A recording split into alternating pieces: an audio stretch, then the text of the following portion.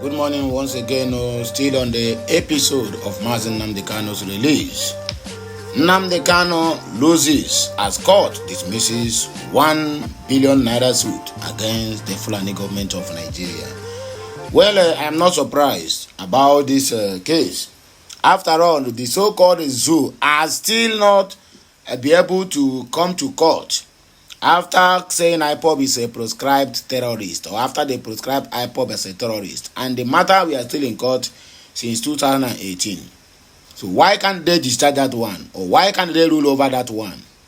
They are very fast to rule the suit Nnamdi Kanu submitted against the zoo for violating his fundamental human rights, both home and abroad. In the manner which they brought him back to Nigeria is a fundamental right of Nnamdi Kanu that have been abused. And now the court is very quick to throw away or to dismiss the case. Anyway, we are going to read to know exactly what happens at that court yesterday, because this thing happened yesterday. Whether it's in the magistrate court, high court, appeal court, or supreme court, I cannot tell. But let us go straight to the reason why we are here. Please do me a favor. Like, share, comment, and make sure you subscribe to this channel for more interesting videos coming your way. Remember, today happens to be the second day in the month of July in the year of 2024. And unfortunately, or good news, it is called Ore Market Day. So, Ore Gadra Inama, we try former the Endi, we try and carry Nkona Geria, because Yabiana, or Yamana Wokema, Marawanyama, Nezuoka, and no one Cabo Canoma July.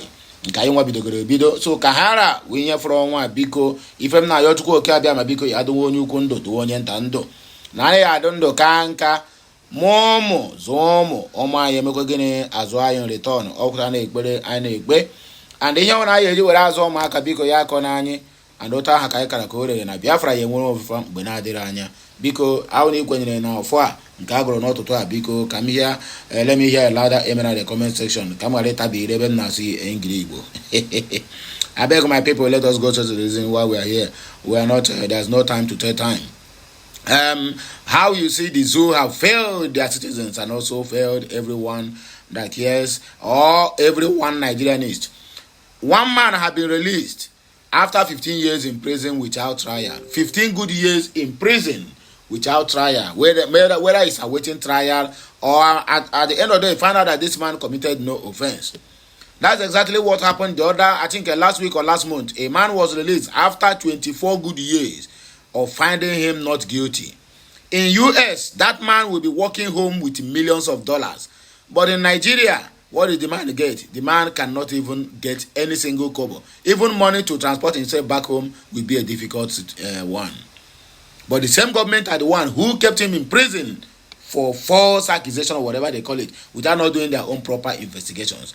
I didn't say this thing is not happening anywhere in the world. Though. In US, my dear, people who have been accused wrongly or who have been detained wrongly, when they find out, even if that person is dead, and they find out that it is truly true that that person is innocent, they will calculate every money that he will make in a day, in a year, in a week, in a month, calculate everything on how many years that person has spent in prison, and that gratuity will be paid to the families of that person, very particular person. But look at your own now. Anyway, this one is a part of the news we're gonna go here this morning. And Cholera outbreak hits Kirikiri prison in Lagos. They never treat a Cholera outside the prison. Now Cholera don't enter prison. Now be say, hey, no matter one pieces you, a government that does not care for the poor masses. The only thing they care is their bank accounts. Enugu police don't declare 8 persons wanted over alleged robbery and kidnapping and also murder at the same time. So I beg my people, when you get this message, like, share, comment, and make sure you subscribe, because more of this video will be coming your way. Let us go straight to the reason why we are here this morning. The Federal High Court judge in Abuja, Justice James Omotosho, had dismissed the fundamental human rights suit filed by the detained leader of the indigenous people of Biafra, IPOB Nnamdi Kanu, against the Fulani government. Okute News report that Kanu has sued the Attorney General of the Federation and the Department of State Service for 1 billion naira in damages for alleged right violations. The IPOB leader in the suit, marked FHCS /1633/2023, claimed that the DSS and its Director General violated his right to a fair hearing by allegedly preventing his lawyers from having unhindered interactions with him while he was being detained in preparation for his defense in his criminal trials. According to Punch, Justice Omotosho, while delivering judgment on the suit on Monday, held that Kanu failed to provide credible evidence to sustain his claims that his interactions with his lawyers were being interfered with. How can he prevent credible evidence?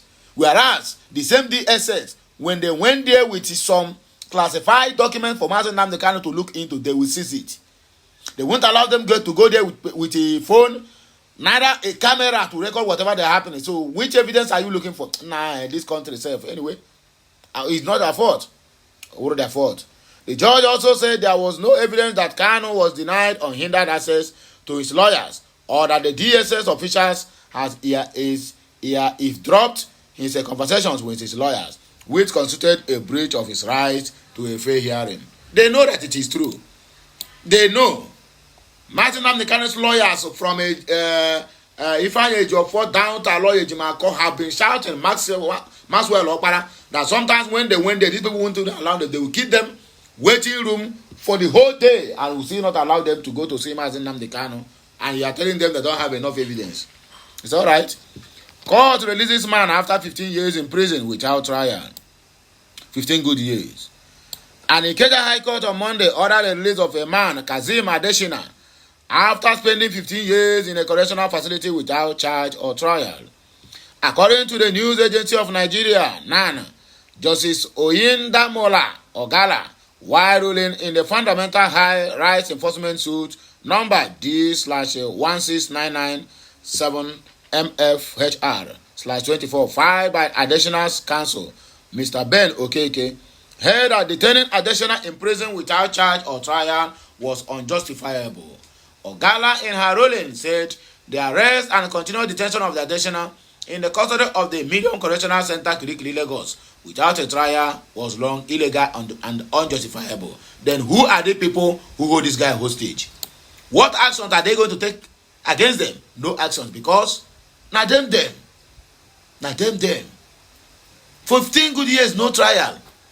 Many people have been there for 20-something years without any period thing they committed, just because of where he came from, or the IPO in charge of that case hate you for no reason. This is what poor Nigerians are passing through. She added that it was a gross violation of the applicant's fundamental human rights as enshrined in the 1999 Constitution of the Fulani Republic of Nigeria and the African Charter on Human Rights and People's Rights Ratification Enforcement Act Cap number 10. As are frustrated, there is unchallenged fact that these applicants have remained in custody for about 15 years and yet to be arraigned before a court of competent jurisdiction. The presumption of the innocent enshrined in our Constitution remains sacrosanct, and it is indeed a travesty of justice for this to occur with the administration of criminal justice, no matter where the delay emanates from. An injury to one is an injury to all. An injustice to one is an injustice to all. Counsel to the first respondent has exhibited correspondence to the police to transfer the suspect for arraignment since 2003, which was remained unattended to, and it appeared that this applicant had fallen through the cracks and thus remained in custody for such years without trial. The presumption of innocence in our Constitution remains sacrosanct, and it is clear to this court that no good cause has been exhibited necessitating the continued remand of an applicant, and therefore this court finds that the applicant is entitled to the declaratory order sought. She said. The judge thereafter ordered the immediate and unconditional release of the applicant from the custody of the Kirikiri Medium Correctional Center. What actions are they going to take for the people who have treated their own fellow human being like this? This guy go to prison when bread has still been sold 15 naira or 20 naira. Now, bread is 2,000 to 2,500. Coming out now to adapt into the system will be very difficult for this young man. What are the support that the government will give to him? My dear, you are on your own. That is the country that they say that I should belong.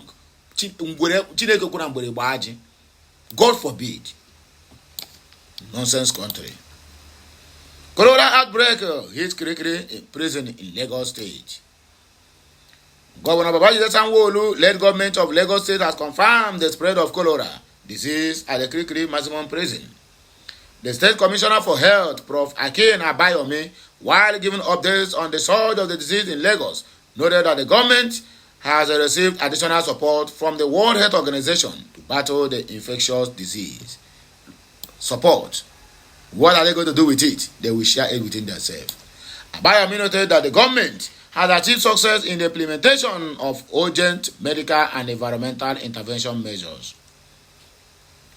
We are able to supply Kirikiri medium prison with intravenous fluids, infection prevention, and other health consumables. Additionally, the World Health Organization has donated 10,000 doses of pharmaceuticals which have been delivered to the prison to support prison health facilities with prevention strategies for about 3,200 inmates if required.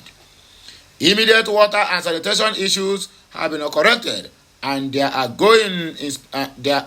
ongoing inspections of other correctional facilities in the state, the commissioner said.